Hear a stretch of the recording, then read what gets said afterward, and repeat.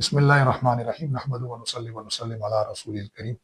دو باتیں میں آج عرض کرنا چاہتا ہوں۔ ایک تو میرے اپنی سفر سے متعلق ہے کہ آپ کے علم میں ہے کہ ہم ایک طویل جدوجہد کے بعد اس قافلے میں شامل ہوئے۔ 31 تاریخ کو ہم ملیشیا پہنچے اور 3 کو ہم تیونس پہنچے، اور تیونس سے پھر مختلف مراحل سے گزرتے ہوئے، مختلف چیزوں سے گزرتے ہوئے، تربیت کے کورس سے گزرتے ہوئے ہمارا قافلہ کچھ کشتیاں 14 کو چلی اور ہماری کشتی 15 کو چلی، اور اس دوران جو کچھ آیا وہ آپ کے سب علم میں ہے۔ 15 کو ہماری کشتی الحمدللہ غزہ کی طرف رواں دواں ہو گئی اور ہمارے چہرے خوشی سے دمک اٹھے، لیکن اس وقت ہمارے 3 ساتھی رہ چکے تھے۔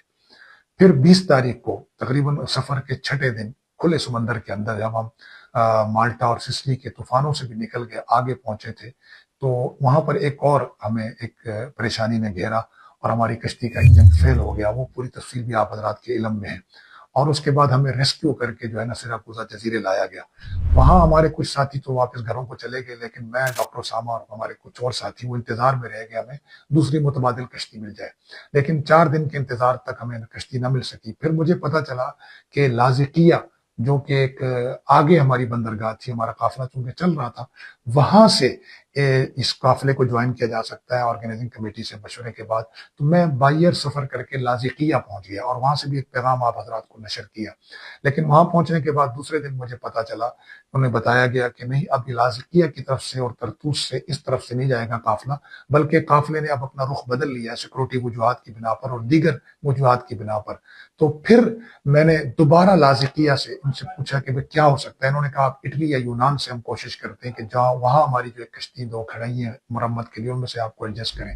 تو چنانچہ میرے پاس یہ سہولت تھی، ڈاکٹر اسامہ صاحب کے پاس یہ سہولت نہیں تھی، تو وہ دکھی دل کے ساتھ واپس چلے گئے اور میں یہاں پہنچ گیا۔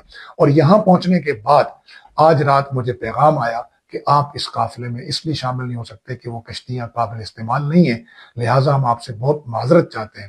تو میں اللہ کی تقدیر پہ راضی ہوں، دکھی ضرور ہوں، غمگین ہوں، پریشان بھی ہوں، لیکن مایوس نہیں ہوں۔ ہمارا جو مقصد تھا کہ غزہ کا یہ حصار توڑنا، اس ظالم نسل کشی کو روکنا اور انسانی امداد کی راہداری بحال رکھنا، وہ عالمی گلوبل سمود جو ہے قافلہ استقامت، اس کو الحمدللہ یہ اس میں جاری ساری رکھا ہوا ہے۔ اور مجھے خوشی ہے اور بے حد خوشی ہے کہ ہمارے 2 ساتھی اس قافلے میں اب بھی موجود ہیں، عزیر نظامی صاحب اور ہمارے سابق سینیٹر مشتاق احمد خان صاحب، اور امید ہے کہ اگلے 2 دن میں وہ غزہ پہنچ جائیں گے۔ ان کے لیے بھرپور دعاؤں کی درخواست ہے، اور میں آخر میں تمام دوستوں کا مشکور ہوں، اگرچہ میں بہت دکھی ہوں، لیکن تمام دوستوں کا مشکور ہوں جنہوں نے محبتوں سے نوازا، جنہوں نے اپنی حمایت سے نوازا۔ ہم سب کی یہ کوشش غزہ کے لیے تھی، اور انشاءاللہ ہم اس کوشش سے روکیں گے نہیں، یہ جاری وہ ساری رہے گی اس وقت تک جب تک پوری دنیا کے مظلوم اور غزہ کے مظلوموں کے چہروں پہ جب تک خوشی نہیں آ جاتی، وہاں کے بچوں کو خوراک نہیں مل جاتی، جب تک وہاں آزادی کا سورج طلوع نہیں ہو جاتا، ہم اپنی جان مال سے، صلاحیتوں سے، اپنی زبان کی صلاحیت، مال کی صلاحیت، جان جو اللہ نے دی ہے، ہم اس سے اپنے مظلوموں کی حمایت جاری رکھیں گے۔ پھر ایک مرتبہ تمام دوستوں کا شکریہ۔